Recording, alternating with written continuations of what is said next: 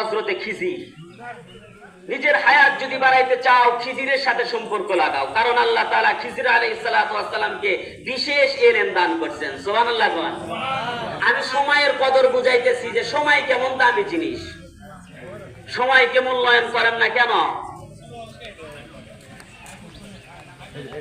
তখন জুলকারনাইন সিকান্দার বাদশা হযরতে ইব্রাহিম নবীর ওই কথা শুনে খিজির আলাইহিস সালাতু ওয়াস সালামের সাথে সম্পর্ক লাগায়া দিবেন। তার সাথে ঘুরতেছেন, তার সাথে যেখানে যায় তার পিছে পিছে যায়। কারণ কি?